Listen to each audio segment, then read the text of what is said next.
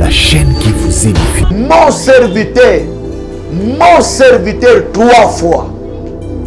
Nazoyoka kaka me makasi ya koloba ezalaki te e na yoki kati azokoloba ngai nzambe naza na kanda na yo makasi pe ngai nzambe soko sali keba te na naboma yo. Alors j'étais là seulement nazalaki kotala me moyen ya koloba makasi esilaki nga nzambe abebisanga napesaki yo mission lokola yo ozokima liwa napesaki yo mission ya kokende kodénoncer ba faux prophète, ba faux apôtre, ba faux évangéliste, ba faux pasteur. Et nayebi ke obandaki me mission napesaki yo osilisaki yango te. Napesaki bango temps pour te ba se repentir mais ba yo ki na frapper bango parce que trop c'est trop. Ma bena bango e komiti e pa na nzambe. Pendant que bazo blasphémer na nzambe. Alors namoni prophète, un jeune prophète na niveau limité, il était là en train de faire des miracles. Il était là en train ya kosala miracle, ya kosakola, ya kosala ba délivrance. Azana bato ebele pe renommé makas. En tout cas bolimbi sangai parce que nakoki koku fate pona bino basala nzamba lokuta. Nzamba bisinga fona loba. Nzamba bisinga fona dévoiler. Alors prophète wana azo sala ba miracle mais tant azo talaye na maboko na azaki na baga ya mwindu. Na moni maboko na ye azaki na baga ya mwindu. Na moni na kati na mutu na ye nazo mona ye azaki na masque lokola ba zombie. Alati masque ya ba zombie. Na maboko na azaki na baga ya noir. Alors nzamba lwebisanga tala bino ti bomonaka ye muta prophétisaka apesaka ba précision ba prophétie oye mutu asakolaka ye muta asalaka miracle ezalaka ye te. Il y a un esprit démoniaque oyo yaka ko intervenir na moment bakomi na miracle a invokaka démon moko et démon wana a invokaka batu tellement que ba aza aveuglé moyen batu ba mona démon wana oye a invokaka ezate na moni masque ya ba zombie na moni na maboko ya prophète wana zo mona ba gants ya mwindu na zo mona azaki na forme moko très compliquée.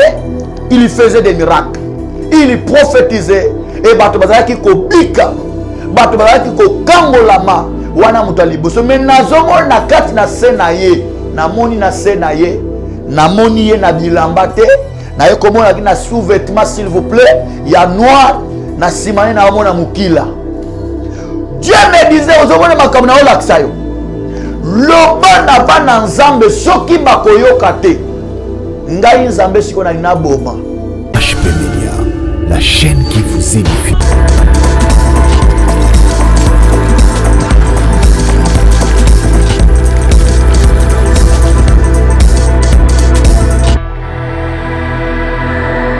Voilà, bien-aimés dans le Seigneur, que Dieu vous bénisse.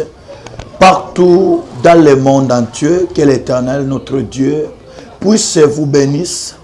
Nabi ke Nzambe oyo azali ko pesa biso souffle de vie, apambola bino, apambola biso, bino banso balandi ya EHP Media. Que l'Éternel vous bénisse partout dans le monde entier, en Europe, en Asie, en Amérique, en Afrique, en Océanie.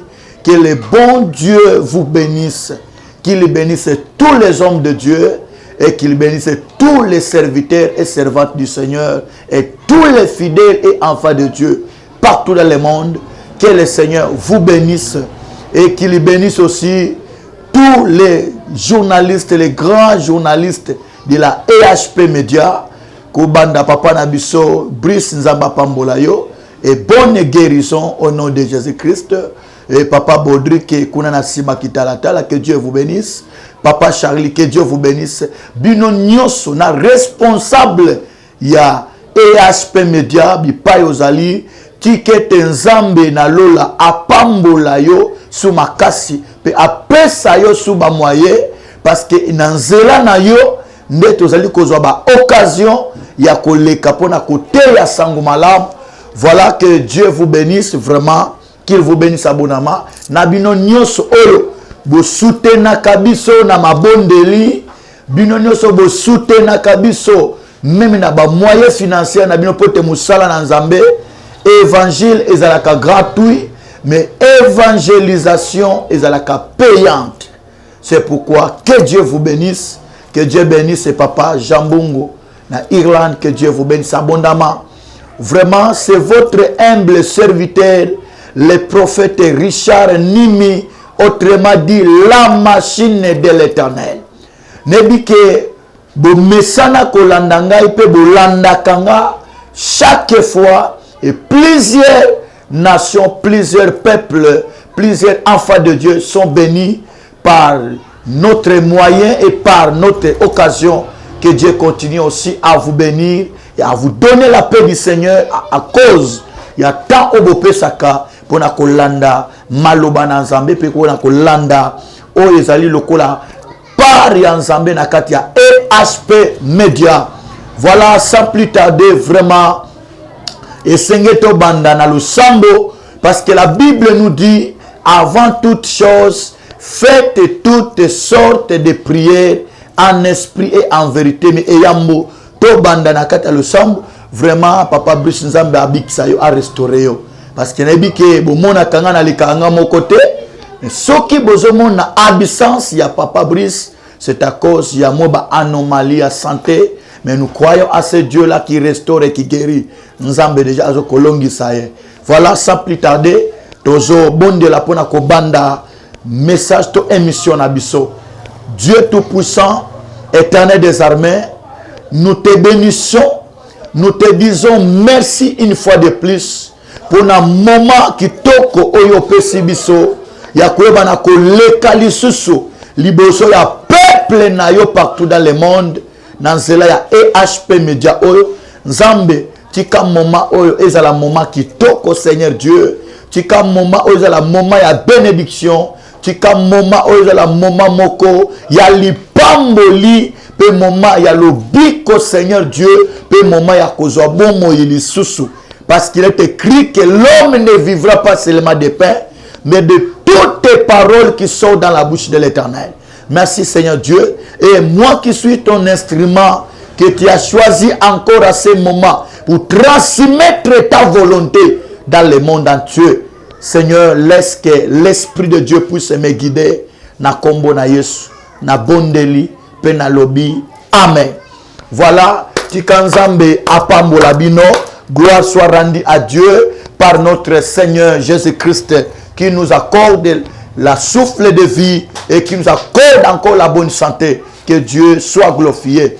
Voilà, bien aimé dans le Seigneur Nakanisi. Et Mouto Salimota et Belé. Yakole Kanakatia EHP Media.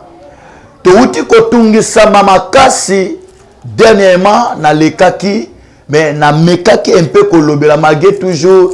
Tozo koluka ke Nzambe a restauré. Nzambe de a restauré. Voilà. Nzambe apambola bino makas. Boulanda ki bisonde na yaki kolobela sur les 7 aspects de la délivrance. Et lelo nazalaki na intention ya kolekate. Nazalaki na intention ya koya kote ya liboso ya bana Nzambe te, mais koya nanga liboso na bino bana na Nzambe, liboso ya bino ba serviteur de Dieu, ba servante du Seigneur. Obolanda kabiso pe boko sali la Nzambe na kati ya persévérance pe na kati ya craindre de Dieu et na kati ya tremblement du Seigneur. Vraiment soki na leki c'est par l'imposition du Seigneur. Le Seigneur m'a imposé de venir dire ce que Dieu m'a montré. Alors nazalaki na mboka Matadi dernièrement, il y a 3 jours passés. Na uti na mboka Matadi précisément na Congo central. Na Congo central Alors, on a la campagne d'évangélisation. Alors, bien aimé dans le Seigneur, na la campagne d'évangélisation, j'étais dans la prière avec le bon de la Penzambe, mais na kati ya kolala na ngai na butu, nde nazui mpamela kouta epai na Nzambe. Kati na campagne d'évangélisation na uti kosala, et na kati na butu nde nazui mpamela makasi, nde na uti koloba vraiment bien aimé dans le Seigneur. Na kati na pongi nanga nazalaki kolala vers 1h du matin, bien aimé dans le Seigneur, dans ma couche, nazoyoka une voix qui me parlait. Mon serviteur, 3 fois. Nazoyoka kaka me makasi ya koloba ezalaki te, e na yoki kati azo koloba ngai Nzambe naza na kanda na yo makasi. Pe ngai Nzambe soko sali ke bate na naboma yo. Alors j'étais là seulement nazalaki kotala, mais moyen ya koloba makasi sila kinga Nzamba bebisanga na pesa ki yo mission. Lokola yo ozokima liwa na pesa ki yo mission ya kokende ko dénoncer ba faux prophète, ba faux apôtre, ba faux évangéliste, ba faux pasteur. Et na yebi ke obanda ki mission na pesa ki yo osilisa ki yango te. Nazalaki koyoka. Telema kende koloba. Kende ko avertir pour ngai Nzambe na frapper. Ta ngai Nzambe ekoki pote na banda ko beta. Na pesa commission ya ko dénoncer. Tala désordre ekoti na kati ya église na ngai. Tala buzoba ekoti na kati ya église na ngai Nzambe. Alors soki osali keba te ngai Nzambe nazoboma yo. Telema kende koloba. Tala biloko ezoko salema. Wana miso nanga efungwami. Nazalaki kotala. Pe nazalaki komona. Alors à un certain temps asilisi koloba. Naye komona vidéo moke s'afficher liboso nanga. Nazotala babiloko ezoko salema. Nzamba zotalisa ngai. Zelana lakisa yo poto mona désordre. O ezoko salema na kati na corps de Christ. Pe ezoko salema na kombo na ngai Nzamba na kanda. Tana nga Nzambe ekoki pote na frapper, pote na beta, pe pote na boma. Alors j'ai tremblé dans ma couche. Nazalaki kotala. Nzambe abimi selinga vidéo liboso nanga nazomona. Mais moyen na loba ezate mungongo esila kinga nazalaki ko trembler na kati ya couche nanga et nazalaki komona Nzambe ko lakisa ngai 4 églises. 4 églises et 4 serviteurs, soi-disant les hommes de Dieu, soi-disant les prophètes. Dieu m'a dit qu'au Bangaliwate, parce que moi l'Éternel, je suis avec toi. Baouti ko empoisonné, moi l'Éternel, je t'ai guéri. Moi l'Éternel, je t'ai délivré. Moi l'Éternel, je t'ai restauré. Alors, n'aie peur de rien, car moi l'Éternel, je serai avec toi. Alors, nazalaki kotala, Nzamba laksinga na kati ya miroir, na kati ya vidéo, oyebimaki liboso nanga 4 hommes de Dieu. Natali babiloko ezoleka. Mais pendant que namoni serviteur mususu, serviteur azokoteya, serviteur azoko sala miracle na kati ya église na ye. Na niveau limité. Nzamba biso na boma te parce que je vais dénoncer. Ta Nzamba bien nga boma. Nzamba bien nga frapper ta na ekoki. La Bible dit qu'il y a un temps pour toutes choses. Nzamba bisinga ke ngai Nzambe na sous na tente na banda kobonde la bango. Na pesa ki bango temps pour te ba se repentir mais ba yo kite na frapper bango parce que trop c'est trop. Ma bena bango e komiti e pa na Nzambe. Pendant que bazo blasphémer ngai Nzambe. Alors namoni prophète, un jeune prophète na niveau limité il était là en train de faire des miracles. Il était là en train ya kosala miracle, ya kosakola, ya kosala ba délivrance. Azana bato ebele pe renommé makasi. En tout cas, bolimbi sangai parce que nakoki kokufa te pona bino basala na nzamba lokuta. Nzamba bisinga fona loba. Nzamba bisinga fona dévoiler. Alors prophète wana azo sala ba miracle, mais tant azo tala ye na maboko na azaki na baga ya mwindu. Na moni maboko na ye azaki na baga ya mwindu. Na moni na kati na mutu na ye nazomona ye azaki na masque lokola ba zombie. Alati masque ya ba zombie. Na maboko na azaki na baga ya noir. Alors nzamba bisanga tala bino tibo mona kayeye muta prophétisaka.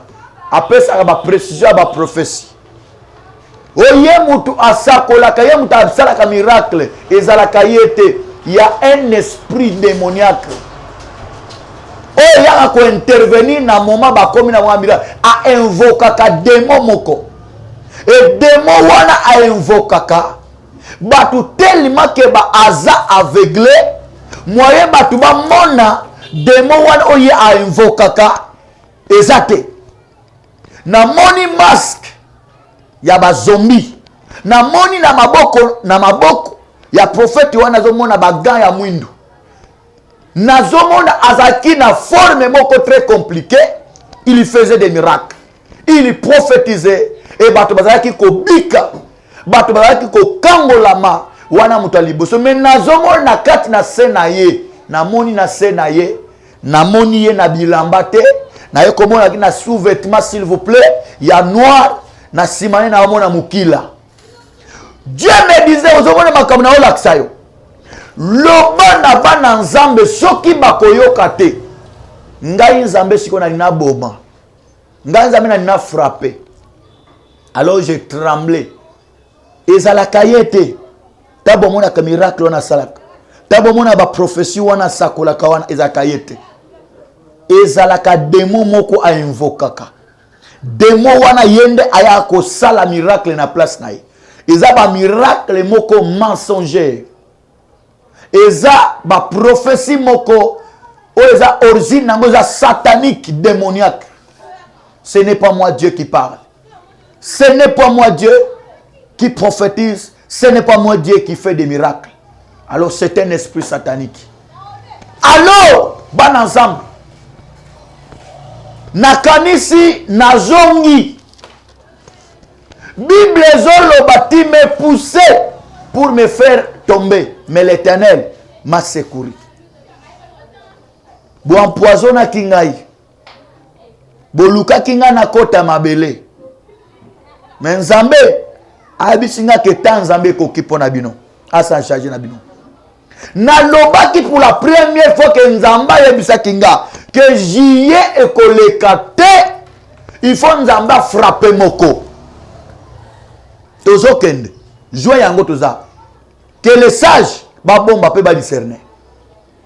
Alors nakati ya kolala na ngana za ko banga makasi. Somo na nzoto nazolenga. Nazo tremble na kati ya mbeto. Mina otala ba video. Wana aleki, miami bale aleki. Yami sato aleki me ndena zao. Wana zalo kwa première partie na osimba yo prophète. Nzambe bisinga zo frapper yo. Un jeune prophète.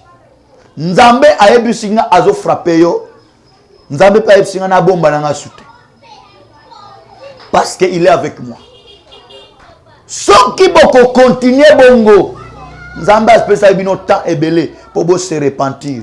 Mais bobo yaki ko se repentir.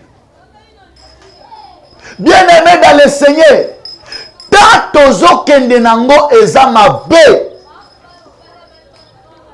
La Bible dit que la nuit est avancée et le jour approche. Tout se dépouiller dans la œuvre à ténèbres. Prophète, bongola motema.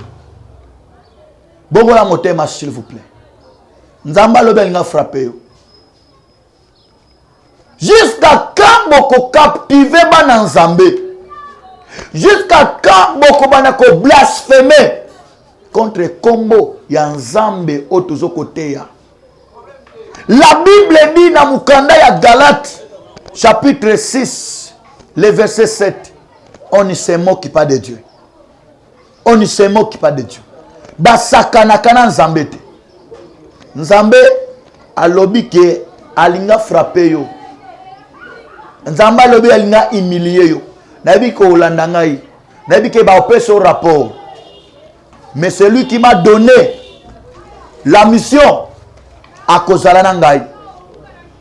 Boluki botiela nga poison mais nzambe akangola kengai. Comme dit la Bible. Qui me poussait pour me faire tomber, mais l'Éternel m'a secouru. Nzambo abikisinga na poison. Nzambo abikisinga miraculeusement. Ce Dieu-là. Epsingai na loba, na ganga lisusu. Dieu ne fait rien, enfant de Dieu, peuple de Dieu, serviteur de Dieu, servante du Seigneur. Dieu ne fait rien sans toutefois avertir. Dieu avait besoin, il y a qu'à détruire Ninive.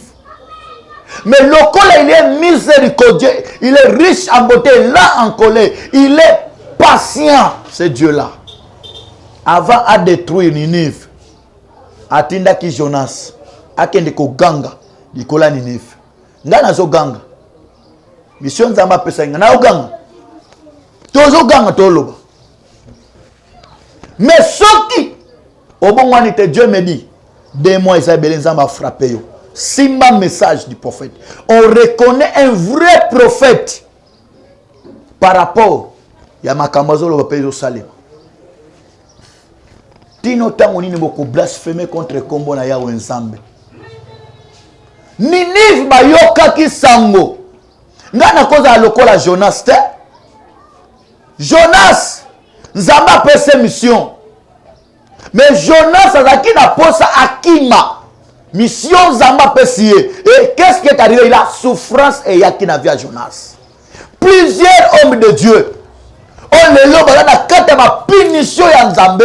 Peut-être pour na koluwa ko sala volonté na bango. Na kati ya plateau oyo. Na kati ya ba émission na ngai. Je dis à Dieu, Seigneur, préserve-moi. Na te ya lokutate. Na lobaka vérité.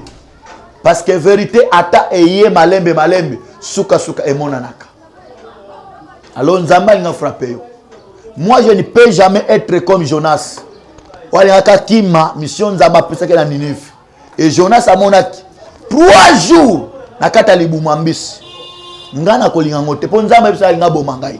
Na kokufa te na place na yo. Na linga te na kufa po na bino. Je dois dire ce que Dieu m'a dit. Alors naye kote, naye koloba. Parce que Dieu, il est riche en bonté là en colère. Na linga un peu tomeka ko partager sur les livres. Il y a Jérémie. Jérémie chapitre 14. Le verset 10 à 15. Tokoki kotanga na kombo na Yesu Masia. Jérémie chapitre 14. Verset 10 à 15. Voici ce peuple. Ils aiment à courir ça et là. Ils ne savent pas retenir leurs pieds. L'Éternel n'a point d'attachement pour eux. Il se souvient maintenant de leurs crimes. Il se souvient maintenant de leurs crimes. Il y a un autre koloba, Dieu ne fait rien sans toutefois avertir. Avant Nzambe a détruit Sodome na Gomorrhe, Nzambe atinda ki 3 personnages, 3 anges. Bakende kotala. Makambo yo saime na Sodome na Gomorrhe. Mais si quand Nzambe alobi que il se souvient maintenant de leurs crimes. Nzambe a se souvenir sikoyo na ba ben na bino obozo sala. Na kombo ya Nzambe. Na kata corps du Christ. Nzambe a se souvenir. Odomona un homme de Dieu au telemi.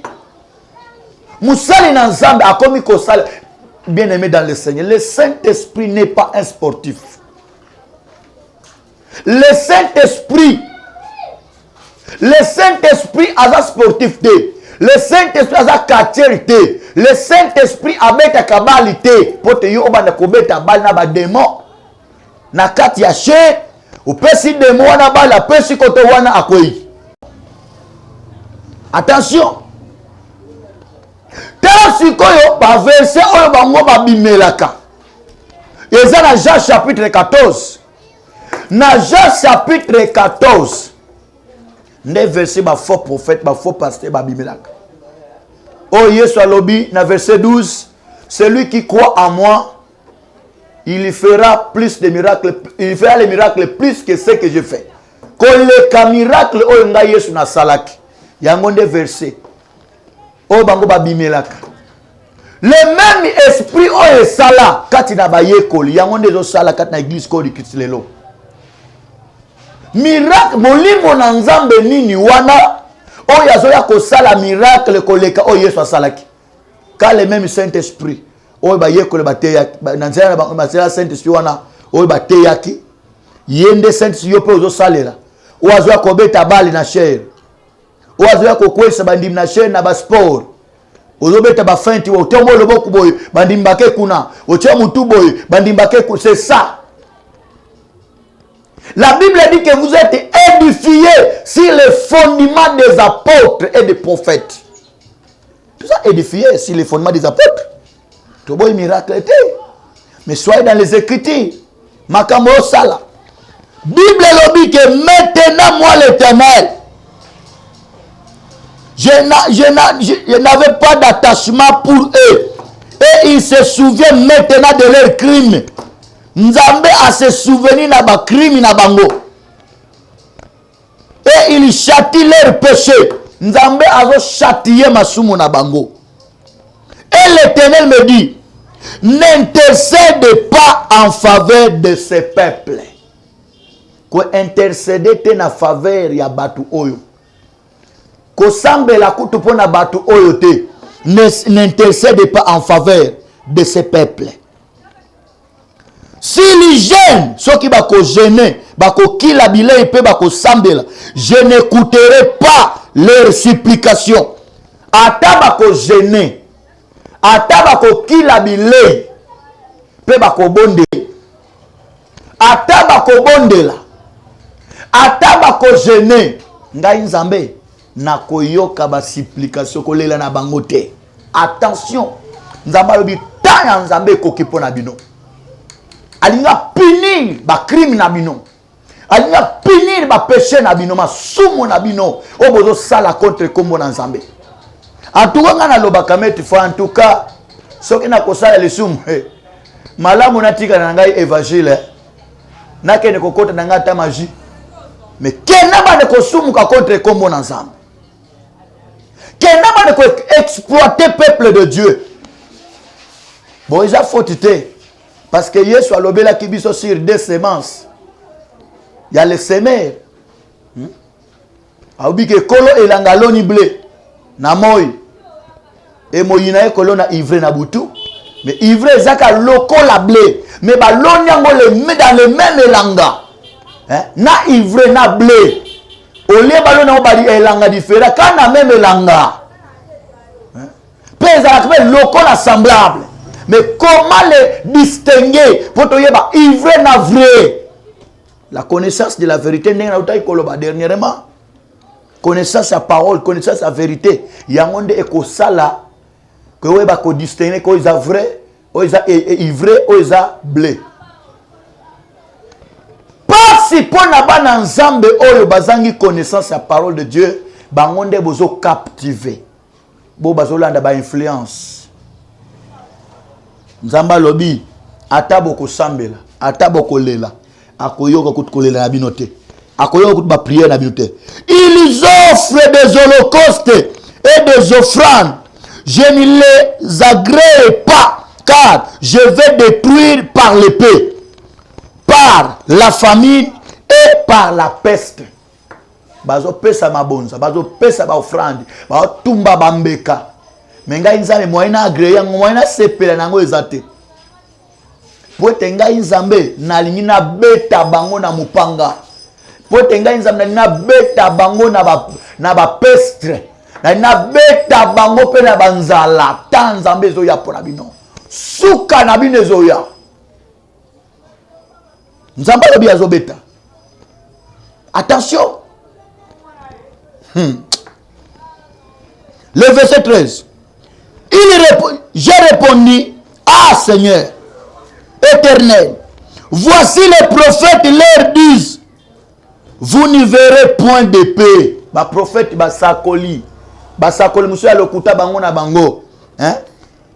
Omona Moussa na Nzambe soit disant asali bêtise au etambo na monde entier et un autre vieux prophète aye ko défendre mabe wana. Au lieu à peine d'ailleurs matoyi aye ko défendre mabe wana. Yoka ababi ah Seigneur éternel. Voici les prophètes leur disent, vous ne verrez point de paix. Bokomona mupangate. Vous n'aurez point de famille, mais je vous donnerai dans ces lieux une paix assurée. Hey, ça c'est la prophétie mensongère. Origine en Zambete. Un vieux prophète aye, lokola moni mwana sali bêtise. Yepe mwana pote alongo la bêtise on a kata église na ye abengi mpaka moko abengi un vieux prophète aye côté ya abandi ko telima bana ba esprit à domination satanique abandi ko loba te boye babandi ko zo ba verset moko pote ba luka ba meka parce na loba ke lokuta ezala kanini lokuta ezala lokola vérité moko ba balusi lokuta po ye bango bien il faut on a connaissance ya parole. Si on a la connaissance de la vérité, on connaît le kuta, on connaît le kuta, au moins on le solo. Un vieux aïe a dit qu'on défendre ma belle à moana. Au lieu de benda moana matoi, que au salimbeba, au kouyi, au pengui, au saliboy, pour être mais loko la baza bango na bango, akoya abandi ko zipa. Ndenge na tango akale zalaki ke makila ya bantaba, ya ba meme pe bangombe, ezalaki ko zipa masumu, ko zipa, pas kolongola. Pour la yesu ne ye kolongola. Donc ba ye lokola ko zipa, pour te ba nzaba aveuglé. Ba yo lo bakate boko mona na bino mopanga te nzamba ko frapper te o boy boko nzale ko ya pété lok mon côté. Et l'Éternel me dit, c'est le mensonge que prophétise à mon nom les prophètes. Je ne les ai point envoyés. Je ne les ai point parlé.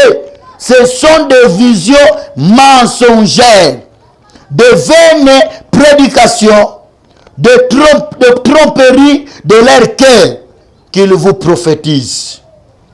C'est pourquoi ainsi parle l'Éternel, verset 15, si les prophètes qui prophétisent à mon nom, sans que je les ai envoyés, et qui disent, il n'y aura pas dans ce pays ni l'épée, ni la famille, ces prophètes périront par l'épée. Ngai nzambe na tindi bangote, lokuta nde baote na komona ngai, mate ya waniza lokuta, aucun na chere ote ya sanctification. Mais quand tu n'as pas sala mabe, na nkuko sala mabe, na miso abana nzambe ote ya kobanga nzambe. Tu travailles pour les hommes ou pour être vu par les hommes et non pour être vu par Dieu. Bible dans Matthieu chapitre 6. Gardez-vous de pratiquer la justice devant les hommes. Celui qui fait de telles choses reçoit sa récompense. Le foot n'abino bozo ngona kata mokilio. Mais alors vous n'aurez pas la part dans le royaume des cieux.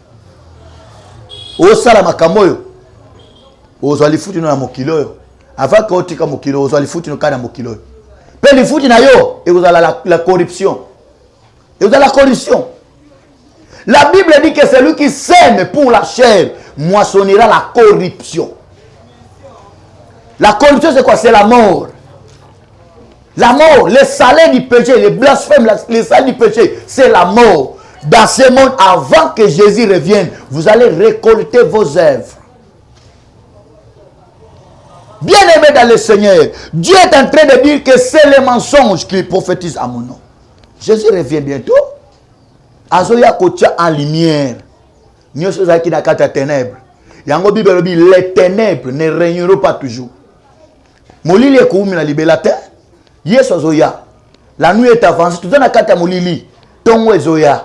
Oyo makamunyo se kozala mis en lumière. Ndeba vrai bakoyebana, ndeba faux bakoyebana. C'est le temps. Mais nzamba lobi. Ngana ekoloba susu.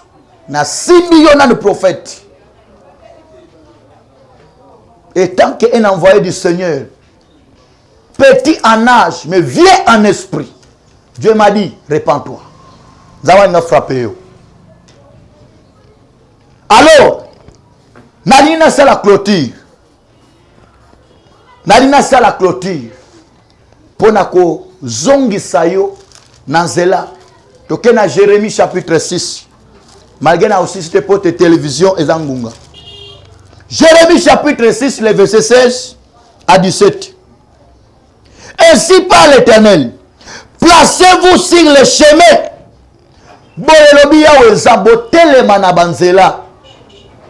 Regardez et demandez quels sont les anciens sentiers.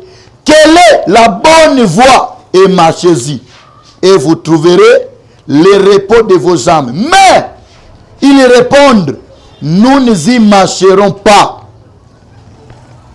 Yahweh Nzambe alobi boye, botele mananu, bo s'arrêter. Tant Nzambe alobi na s'arrêter, c'est-à-dire, muto abane ko na vitesse moko ya mabe. Muto abane ko na vitesse moko, Nzambe to ebso vanda nanu kimia, s'arrêter nanu. Kata nanu. Abi, arrêtez-vous. Et regardez, demandez-vous quels sont les anciens sentiers, et marchez-y, et vous trouverez le repos de vos âmes. Nous avons na vitesse mususu.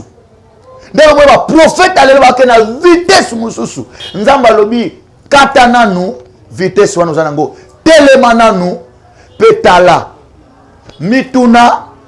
Banzela nini oyo ya kala, banzela ya kala oyo obandaki na Yesu oyo Nzamba lobi c'est que j'ai contre toi tia ban ton premier amour. Banzela ya kala oyo zalaki kotambola ngo zongela banzela wana ya kala yo mwana Nzambe obungi nzela soko zongela on peut tamboli nango na banzela wana tango yambaka Yesu banaka ministère obandaka bien zongela banzela wana ya kala.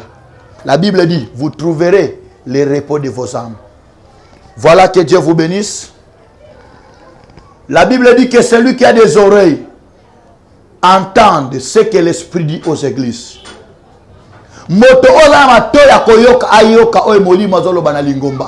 L'Esprit de Dieu a parlé. La voix de Dieu a parlé. À garder, à considérer, à prendre ou à laisser. Mes conséquences, c'est Ali. Nzambe na likolo. Apambola bino, apambola mutunyo salandi émission oyo. Et na yebi pe que tant mususu yo oyo landinga tia aussi des problèmes. Je ne peux pas aussi manquer à prier aux enfants de Dieu malgré mon temps est épuisé. Na kozanga kobondi la pona yote. Na kozanga kobondi la pona yope musana nzambe te. Na kozanga pe kobondi la pona muto ana problème te. Père très saint na pe son merci pour un message oyo pe singa nzambe. Ne ko communiquer liboso peuple non partout dans le monde. Nzambe nangati kete message oyo ebotambuma bisika yango ekokwe ya nzambe. Et ça la musala nango Père très saint. Et ça la musala on peut ebotambuma. Kolo nangai. Yo lingi liwa ya mutama sumute, mais tu veux que tout le monde passe à la repentance. Olingi liwa mutama sumute. Kolo touche mitema ya batu oyo nanu babungi danzela bazonga na banzela na bango ya kala tomba bandaka na yonza na kombo na Yesu bikisa mama oyo azoyokanga na problème tant mususu pesa kima bisika kima ezangaki pesa kima na foyer ya mutu moko azoyokangai pesa kima na libala ya mutu moko inge panzana pesa mabota na mutu moko azoluka mabota pesa Nzambe na nga libala na mutu moko azoluka libala pesa bomo ya sika na musumu kimoko alani message oyo na kombo na Yesu Masia. C'était votre humble serviteur, le prophète Richard Nimi, autrement dit la machine de l'Éternel. Bien-aimé dans le Seigneur, je ne peux pas aussi manquer. Il y a des gens qui appellent souvent ici à la média bazolo bake papa tu na posa numéro na yo. Mon numéro malgré ça affiché wana mais na opesango plus 243 89 87 59 834. Que Dieu vous bénisse. C'était votre humble serviteur, le prophète Richard Nimi. Ciao. HP Media, la chaîne qui vous édifie.